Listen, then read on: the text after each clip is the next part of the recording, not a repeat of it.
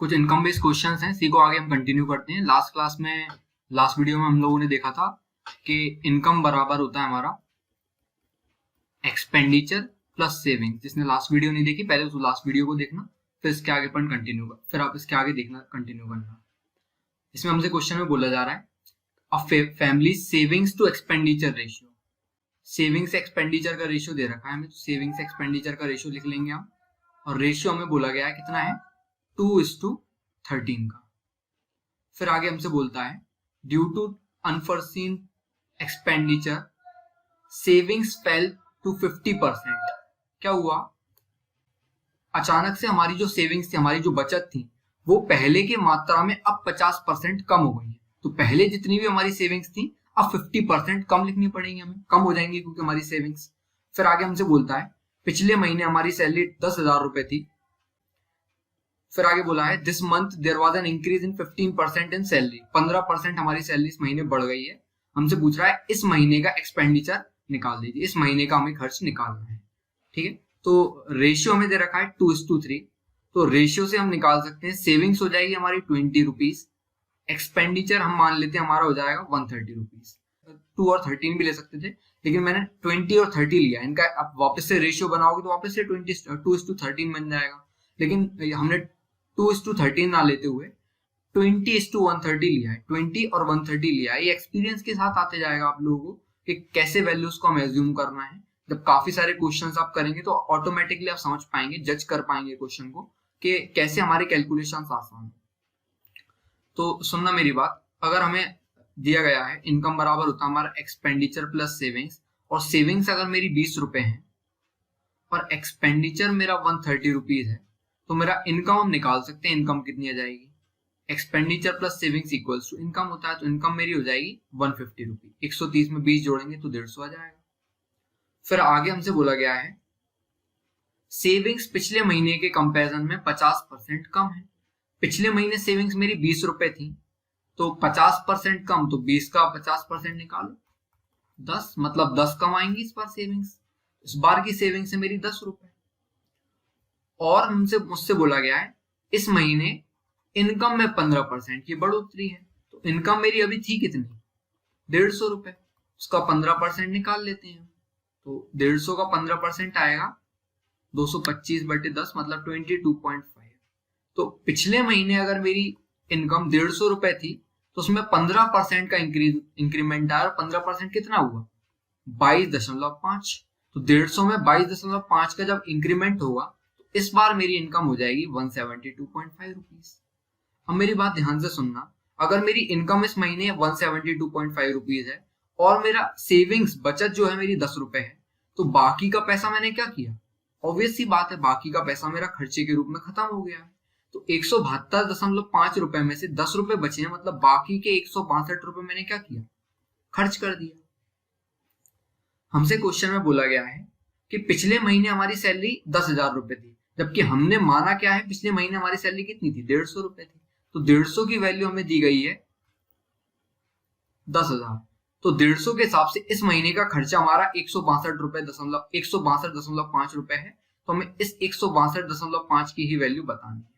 150 की वैल्यू 10,000 है क्वेश्चन के हिसाब से, तो 162.5 की कितनी होगी, कैलकुलेट कर लेंगे। 10,000 डिवाइड बाय 150 इंटू 162.5।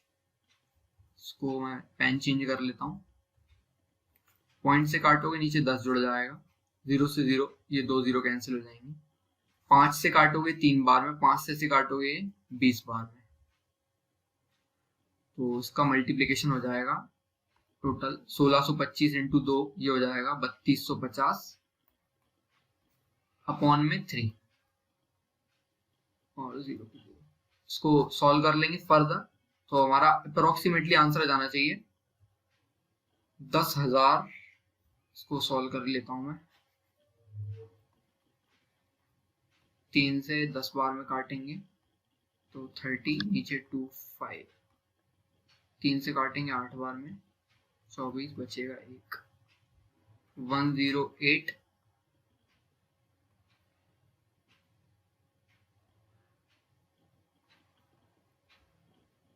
33 पॉइंट में आएगा। तो अप्रोक्सीमेटली आप लिख सकते हैं 10,833 रुपीज हम एक्सपेंडिचर के रूप में खर्च करेंगे। सिर्फ कैलकुलेशन है थोड़ी सी, बाकी तो कुछ भी नहीं है क्वेश्चन में। आशा करता हूं आपको समझ में आया होगा क्वेश्चन। आगे बढ़ते हैं हम।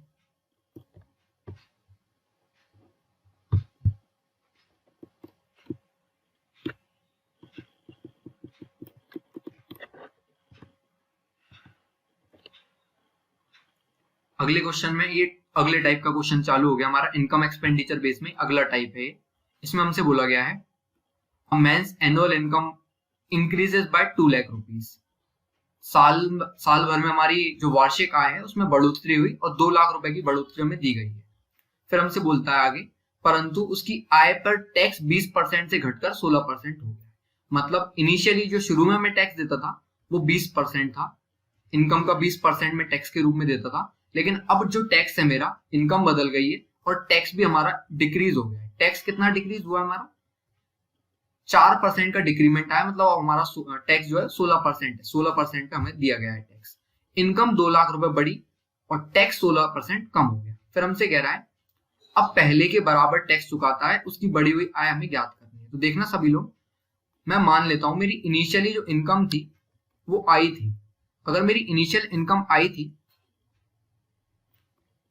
तो इनकम पे मैं 20% टैक्स चुकाता था, तो इनकम का 20% निकाल लेंगे तो हमारा टैक्स का अमाउंट आ जाएगा।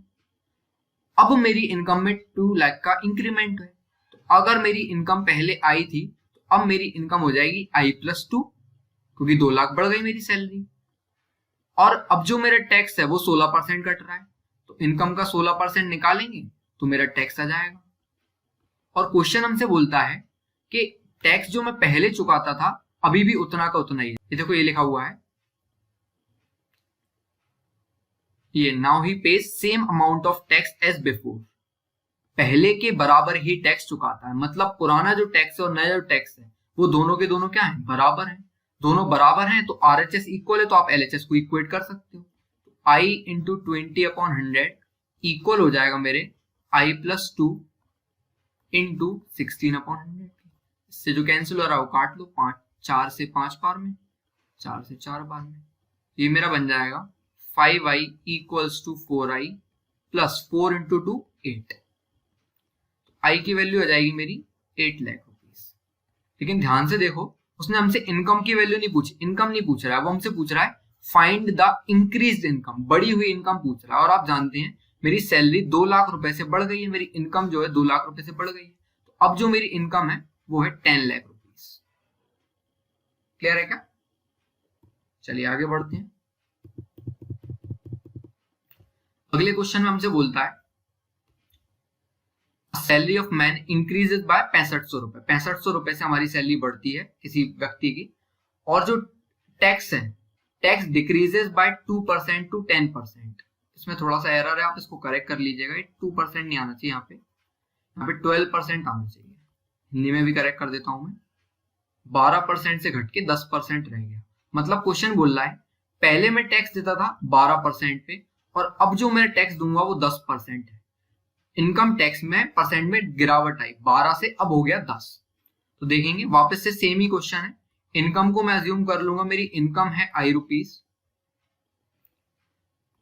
पहले मैं टैक्स देता था अपनी इनकम का 10%, सॉरी इनकम का 12%। इनकम का 12% में टैक्स देता था, तो इनकम का 12% निकाल देंगे तो टैक्स आ जाएगा। अब मेरी इनकम में इंक्रीमेंट आ गया, तो इनकम हो गई मेरी I + 6500, 6500 रुपए बढ़ी है मेरी सैलरी, और अब जो टैक्स है वो घट के 10% हो गया है, तो इनकम का 10% निकालेंगे तो अब मेरा टैक्स आएगा। और क्वेश्चन वापस से मुझसे यही बोल रहा है कि in the effect is such that he is now paying the same tax as before. पहले के बराबर ही वह अभी भी टैक्स चुकाता है। तो पहले जो टैक्स था और अब जो टैक्स है वो हमारा इक्वल है, मतलब RHS इक्वल है, तो LHS को हम वापस से कंपेयर कर सकते हैं। I इंटू 12/100 ये बराबर हो जाएगा मेरा I + 6500 इंटू 10। 100 से 100 कैंसिल, ये 5 से 2 बार में, 5 से 6 बार में, 6I इक्वल्स हो जाएगा 5I प्लस 65 इंटू 5, तो 260 और 65 मतलब 325, 0 की 0। आई की वैल्यू आ जाएगी मेरा 5i, मैंने 5i, आई की वैल्यू आ गई मेरे 32500। लेकिन उसने हमसे इनकम नहीं पूछी, उसने हमसे पूछी है इंक्रीज इनकम। देखो फाइंड इंक्रीज सैलरी, तो मेरी सैलरी 6500 रुपए से बढ़ी है, तो 6500 रुपए इसमें ऐड कर देंगे हम, तो मेरी सैलरी हो जाएगी 39,000 रुपीज 39,000 मेरी सैलरी आ गई। फिर काफी स्टूडेंट्स को ये समस्या आती है, ये वाली लाइन को समझ नहीं पाते हैं। वो इसमें बोल रहा है if in both the cases the standard deduction is fixed at 20%। तो ये देखो, ये वाली लाइन जो है उसने सिर्फ हमें कंफ्यूज करने के लिए दी है। एक्चुअल क्वेश्चन से इस लाइन का कोई मतलब नहीं है, ये सिर्फ हमें एक्स्ट्रा डाटा दे रहा है ताकि हम क्वेश्चंस में कंफ्यूज हो। एक्चुअल डाटा पे फोकस ना करते हुए इस लाइन पे फोकस करें और फिर क्वेश्चन को सॉल्व ना कर पाए। इस लाइन का कोई एक्चुअल सेंस नहीं बनता है। वो हमसे बोल रहा है जो टैक्स डिडक्शन है वो 20% से ज्यादा कभी भी नहीं होगा। ऑलरेडी हमें 12% और 10% दिया हुआ है जो कि 20 से कम है, मतलब 20% तक हमें कभी टैक्स देना ही नहीं पड़ेगा।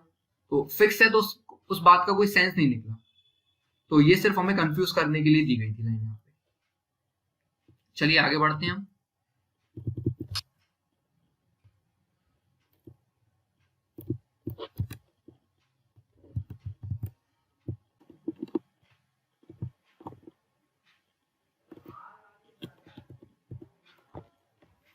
अगले क्वेश्चन में हमसे बोला गया है if the income tax increases by 19%, net income reduces by 1%, what is the rate of income tax. देखो काफी बढ़िया क्वेश्चन है। बस क्वेश्चन को समझाने से पहले एक मैं आपको छोटा सा कॉन्सेप्ट और बताना चाह रहा हूँ, सब लोग ध्यान से सुनना मेरी बात। होता क्या है, आप लोगों ने पैकेज वगैरह सुना होगा, आईआईटीएंस का जो आईआईएम के स्टूडेंट्स उनका पैकेज मिलता है, तो कई बार पैकेज बताते हैं वो 1-1 करोड़ 10-10 लाख रुपए का, 20 लाख का, 30 लाख का पैकेज है। तो कंप्लीट पैकेज बात अलग होती है और इन हैंड जो सैलरी मिल रही है वो बात अलग होती है। क्या होता है, कंप्लीट पैकेज में काफी सारे अलाउंसेस ऐड रहते हैं, तो अलाउंसेस को जब हम हटा देंगे तो जो हमारे इन हैंड सैलरी मिलती है वो काफी अलग निकल के आती है। जैसे मैं आपको इस बात का एग्जांपल दूं, मान के चलो आपकी इनकम जो है, मान के चलो आपकी इनकम मैं बताता हूं। इनकम को कई बार टोटल इनकम से भी डिनोट करते हैं, तो इनकम को टोटल इनकम ही लिख देता हूं मैं। टोटल इनकम मान के चलो 10,000 रुपए है, इसको एग्जांपल से बता रहा हूं मैं। और मान के चलो आपने इस 10,000 रुपए के ऊपर 2,000 रुपए का टैक्स चुकाया, आपने इनकम टैक्स आपने 2,000 रुपए चुकाया। तो अब आपके हाथ में जो आपकी सैलरी बची, जो आपकी इनकम बची, उसको हम बोलेंगे नेट इनकम।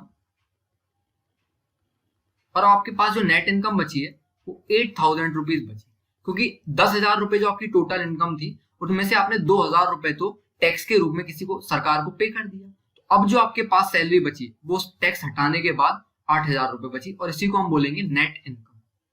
तो सिमिलरली इस क्वेश्चन की तरफ भी पढ़ते हैं, तो आप समझ पाए होंगे टोटल इनकम में से अगर हम टैक्स को माइनस कर देंगे, टैक्स को डिडक्ट कर देंगे, तो हमें नेट इनकम निकल के आता है। तो क्वेश्चन की तरफ बढ़ते हैं। क्वेश्चन में हमसे बोला गया है if income tax increases by 19%, तो टैक्स में 19% का इंक्रीमेंट आ रहा है, जिसके कारण हमारी नेट इनकम 1% कम हो रही है। मतलब ये है कि टैक्स 19% जितना बढ़ेगा उतनी ही इनकम हमारी नेट इनकम में डिक्रीमेंट आ रहा है। देखो यहाँ पे भी इसी एग्जांपल से मैं समझाता हूँ।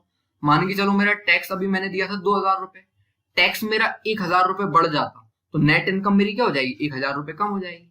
अभी टैक्स था 2,000 रुपए, अगर ये 3,000 हो जाएगा तो मेरी नेट इनकम कितनी हो जाएगी, सिर्फ 7,000 रुपए रह जाएगी। उसमें भी यही बोल रहा है कि टैक्स का 19% बढ़ गया मेरा, इसके कारण नेट जो इनकम है उसमें डिक्रीमेंट आया, और नेट इनकम कितनी घटी, 1% घटी। मतलब टैक्स का 19% मेरे नेट इनकम के 1% के बराबर है। तो उसका रेशियो निकाल लेंगे हम। टैक्स टू नेट इनकम का रेशियो आ जाएगा मेरा 1:19। मतलब टैक्स जो है मेरा वो कितना आ गया, 1 रुपए, नेट इनकम मेरी आ गई 19 रुपए। टैक्स बराबर 1, नेट इनकम बराबर मेरी आ गई 19 रुपए।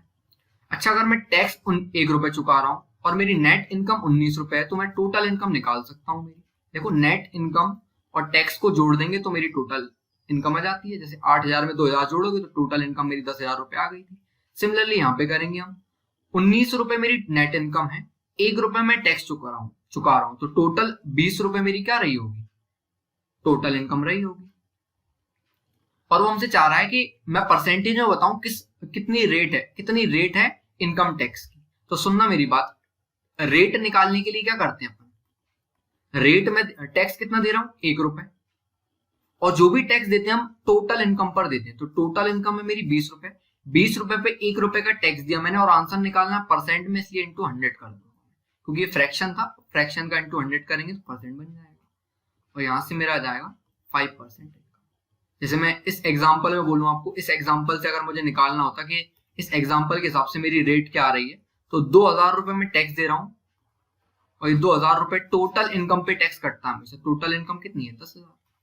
तो 10,000 पे जब 2000 रुपए का टैक्स काटा इंटू 100% के लिए, तो ये कट जाएगा 3 से 3, 2 इंटू 10 हो जाएगा 20%। इस एग्जाम्पल में 20% मेरा इनकम टैक्स आ रहा है।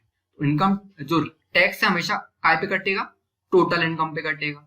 तो टैक्स हमेशा लगेगा काय पे, टोटल इनकम पे। सिमिलरली रेट अगर हमें कैलकुलेट करनी है तो वो भी काय पे कैलकुलेट होती है, हमेशा टोटल इनकम पर हमारी रेट कैलकुलेट होती है। तो काफी सुंदर क्वेश्चन था, काफी स्टूडेंट्स को समस्या आती है। आशा करूंगा कि आपको इस क्वेश्चन में समस्या नहीं आएगी। आगे बढ़ते हैं।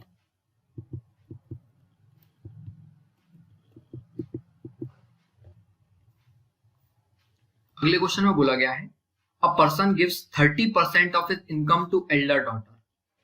30% एल्डर डॉटर को दे रहा है, 40% ऑफ रिमेनिंग, शेष का 40%, तो ये शेष वर्ड इंपॉर्टेंट है ना, शेष का 40% अपनी यंगर डॉटर को दे रहा है।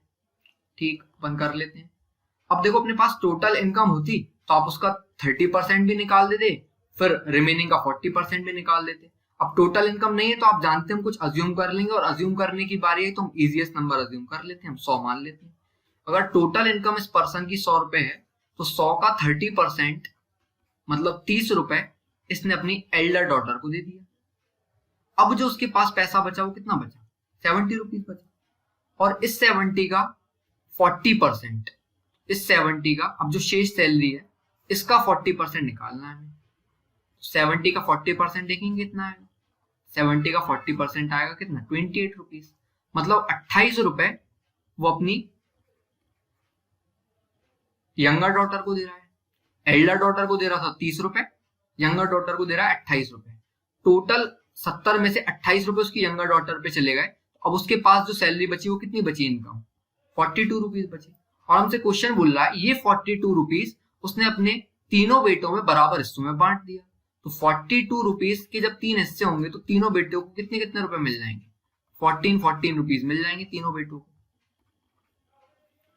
फिर क्वेश्चन हमसे बोलता है ईच सन गॉट 672 रुपीज। हम कह रहे हैं हर बेटे को 14 रुपए मिले, क्वेश्चन कह रहा है हर बेटे को 672 रुपीज मिले। मतलब हमारा 14, ये हमने 100 के हिसाब से निकाला है, हमारा 14 क्वेश्चन में 672 की वैल्यू है। हमें निकालना क्या है, हमें निकालना है how much money did Elder and younger daughter got. Elder daughter को 30 रुपए मिले थे, यंगर डॉटर को 28 मिले थे, दोनों को मिला के कितने मिले, 58 रुपए मिले। 14 की वैल्यू 672, हमें 58 की वैल्यू निकालनी, कैलकुलेट कर लेंगे। 672 डिवाइड बाय 14 इंटू 58।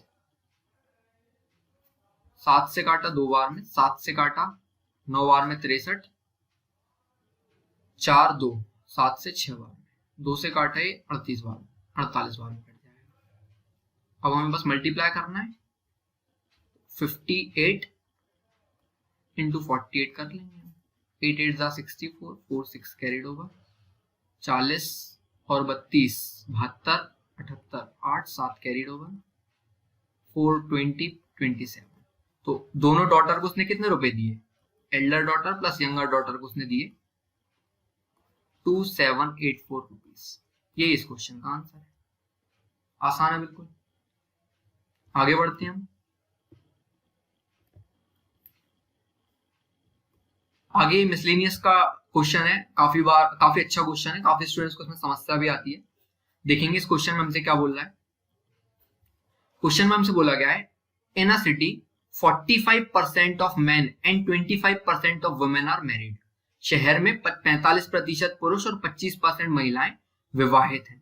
ठीक, फिर हमसे पूछ रहा है वो कितने प्रतिशत लोग विवाहित हैं, परसेंटेज पूछ रहा है, what percent of population is married. ठीक है, निकालते हैं हम। देखो मेन जो है उसके बारे में बोला गया है 45% मैरिड है, वुमेन जो है उसके बारे में बोला गया है 25% वुमेन मैरिड है। तो हम इसका फ्रैक्शन बना लेंगे, तो फ्रैक्शन बन जाएगा ये 45/100, 5 से काटेंगे 9 बार में, 5 से काटा 20 बार में। सिमिलरली वुमेन का बन जाएगा 1 बार। मतलब ये है अगर मेरे टोटल 20 मैन थे तो 20 में से 20 का 45% 9, मतलब 9 मैन मेरिड कैसे आ गए, मैरिड आ गए। सिमिलरली अगर टोटल मेरी 4 वुमेन थी तो 4 का 25% 1, मतलब टोटल मेरी 4 में से 1 वुमेन क्या है, मैरिड है। तो सुनना सभी लोग, मैन आ गए मेरे टोटल 20 में से 9 मैरिड है, मैरिड वाला है यहाँ पे मैन, और वुमेन जो है वो टोटल 4 में से 1 मैरिड है। अब देखो क्वेश्चन में एक इंपॉर्टेंट बात बोली गई हमसे, considering that nobody is married more than once, यह देखते हुए कि किसी का भी विवाह एक से अधिक बार नहीं हुआ। तो ये क्वेश्चन में कंडीशन जो दी गई है काफी इंपॉर्टेंट है। देखो इसका मतलब क्या है, इसका मतलब ये है कि जो कपल बनेगा उसमें सिर्फ एक मेल और एक फीमेल रहेगा, कपल में सिर्फ एक मेल और एक फीमेल रहेगा। और ये भी बोला गया है कि एक पुरुष और एक महिला का विवाह केवल एक बार हुआ है। अगर विवाह केवल एक बार हुआ है इसका मतलब ये है कि जितने पुरुष विवाहित हैं उतनी ही महिलाएं विवाहित होनी चाहिए। देखो जितने पुरुष विवाहित हैं उतनी ही महिलाएं विवाहित होनी चाहिए, क्योंकि सबका एक एक बार ही विवाह हुआ है। तो 9 मैन अगर मैरिड है तो 9 ही वुमेन से तो होंगे। तो लेकिन ये तो अलग अलग आ रहा है, हमारा मैरिड मैन आ रहे हैं 9 और वुमेन आ रही है 1, ये अलग अलग नहीं हो सकता। इसको हमें क्या करना पड़ेगा, सेम करना पड़ेगा। तो 9 और 1 सेम कहाँ पे होंगे, इनके एलसीएम पे। तो एलसीएम बना लो इनका, इसको 1 से मल्टीप्लाई कर दो, इसको 9 से कर दो। तो ये हमारा बन जाएगा कितना, 1 × 20 हो जाएगा, लिख देता हूं मैं 20, 1 × 9 हो जाएगा मेरा 9। सिमिलरली 9 × 4 हो जाएगा 36, और 9 × 1 हो जाएगा 9। तो देखो मेरे मैरिड मैन कितने आ गए, 20 में से 9 मैरिड मैन है। सिमिलरली वुमेन का कितना आ गया, वुमेन 36 में से 9 मैरिड आ गई। देखो मैरिड मैन और मैरिड वुमेन की जो संख्या है वो सेम हो गई हमारी, और यही तो हम चाहते थे, क्योंकि हम जानते हैं जितने पुरुष विवाहित होंगे उतनी ही महिलाएं विवाहित होंगी। तो ये हमारे इक्वल आ गया। अब देखना, मेरी बात सुनना, टोटल 20 पुरुष हैं, 36 महिलाएं हैं। अगर हम दोनों पुरुष और महिलाओं को जोड़ दें तो हमें शहर की आबादी मिल जाएगी। तो 20 और 36 जोड़ोगे तो बन जाएगा 56, और 9 मैरिड मैन थे और 9 ही मैरिड वुमेन थी, तो टोटल 18 लोग मैरिड हो गए। तो टोटल जनसंख्या अगर मेरी 56 है, 56 में से 18 लोग मैरिड हैं, और परसेंट में बताना है तो × 100 कर दो। तो इसे 4 से काट लो 14 बार में, 4 से 25 बार में, 25 × 18, अभी और कट रहा, और काट लो, ये 7 बार में, ये 9 बार में, 25 × 9 हो जाएगा 225 अपॉन 7, 7 से 3 बार में 21, 15 2 बार में। अप्रोक्सीमेटली आपका 32% आंसर आ जाएगा, अप्रोक्सीमेटली 32% आपका आंसर आ जाएगा। डेसिमल में आएगी कोई वैल्यू उसे कैलकुलेट करने की जरूरत नहीं है, अप्रोक्सीमेटली ये आपका आंसर है, अप्रोक्सीमेटली 32%। आशा करता हूं आपको समझ में आया होगा। आगे बढ़ते हैं हम।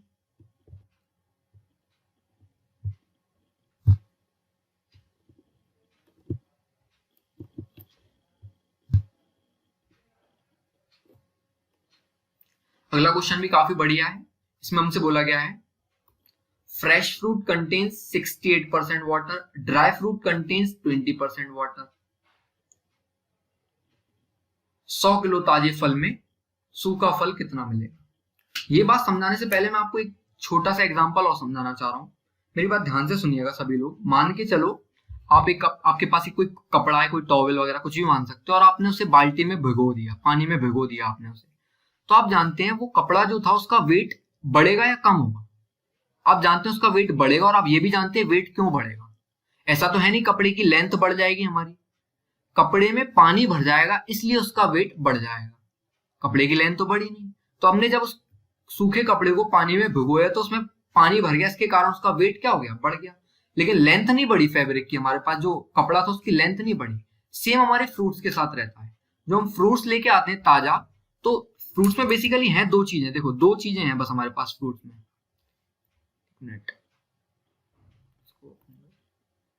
फ्रूट्स में बेसिकली हमारे पास दो चीजें हैं, एक तो उसमें जो मेन कंटेंट है, जो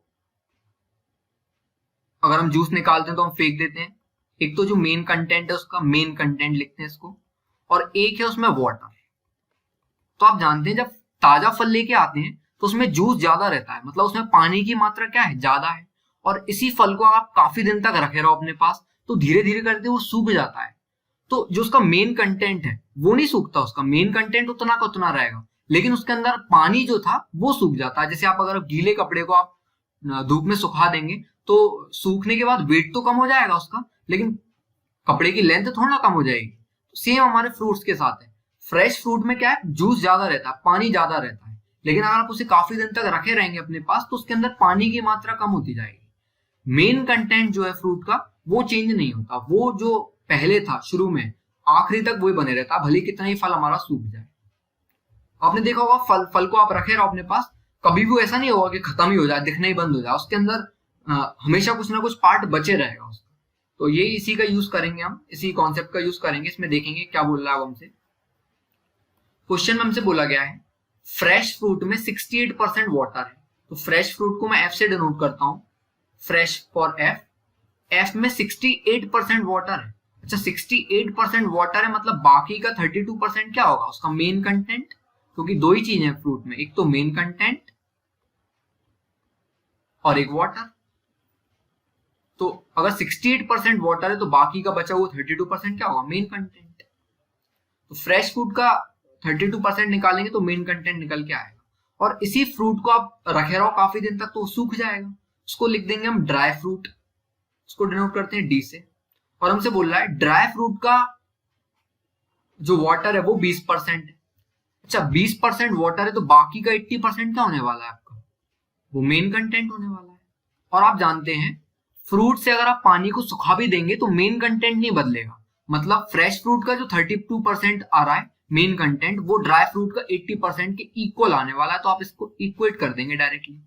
तो fresh fruit into 32/100 equals to dry fruit into 80/100, क्योंकि आप जानते हैं जो फ्रेश फ्रूट का मेन कंटेंट था सिर्फ उसमें से पानी तो कम हुआ है, मेन कंटेंट तो थोड़ा कम हुआ है, तो अभी भी ड्राई फ्रूट का 80% वो उसके बराबर रह जाएगा। इक्वेट कर दो इनको, जो कैंसिल हो रहा है उसको काट दो, 16 से काटा 2 बार में, 16 से 5 बार में, तो हमारा यहाँ पे F to D का रेशियो आ गया, मतलब fresh fruit to dry fruit का रेशियो आ गया 5:2। मतलब अगर फ्रेश फ्रूट 5 किलो है तो उसमें ड्राई फ्रूट कितना होने वाला है, 2 kg। हम कह रहे हैं हमारे पास फ्रेश फ्रूट 5 kg है, जबकि क्वेश्चन में हमें बोला गया है कि हमारे पास फ्रेश फ्रूट 100 kg है। तो 5 की वैल्यू 100, तो हमें 2 की वैल्यू निकालनी कितनी आएगी, तो 100/5 इंटू 2 हो जाएगा कितना, 20 इंटू 2 40 kg। काफी अच्छा क्वेश्चन है, काफी लोगों को समस्या आती है, बस आप इस कॉन्सेप्ट को याद करिए, मतलब समझ के रखिएगा कि जो टॉवेल है हमारी भिगोने पर वेट बढ़ता है लेकिन उसका लेंथ नहीं बढ़ जाएगी ना, लेंथ उतनी रहेगी। तो यही इसमें है क्वेश्चन में, फ्रेश फ्रूट में वाटर बढ़ जाता है, वाटर जूस ज्यादा रहता है, उसको आप सुखा दोगे तो जूस कम हो जाएगा, लेकिन जो मेन कंटेंट है वो नहीं बदलेगा। बस इसी का यूज करिएगा, सारे क्वेश्चंस बनेंगे आपसे।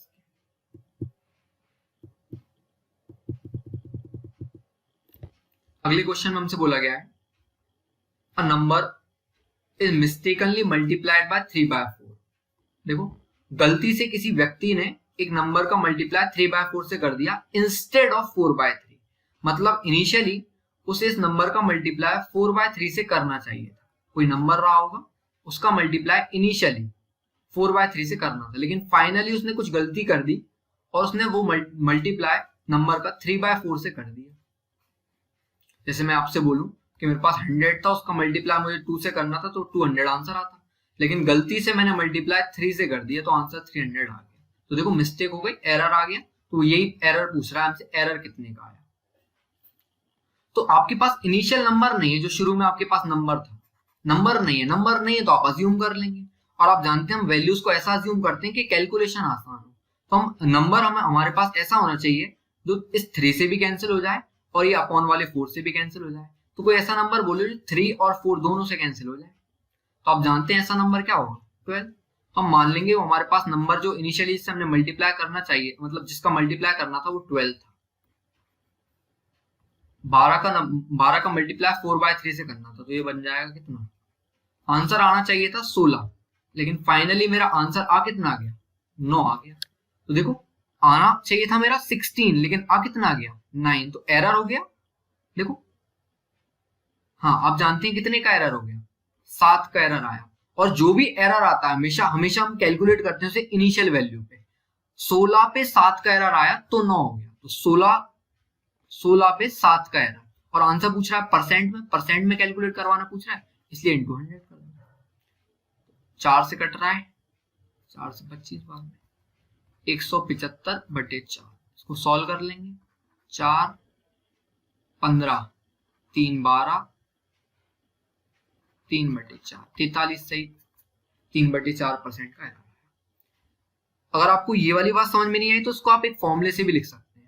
देखो फॉर्मूला भी लिख देता हूं मैं, परसेंटेज एरर कैलकुलेट करने के लिए होता है, परसेंटेज एरर कैलकुलेट करने के लिए फॉर्मूला होता है final value minus initial value upon initial value into 100।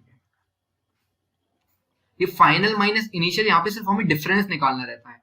जैसे हम इस क्वेश्चन में बोले 9 - 16 तो -7 आएगा, लेकिन हमें सिर्फ डिफरेंस बताना है। 9 और 16 का एरर डिफरेंस है 7, तो अपन यहाँ पे वो 7 लेंगे।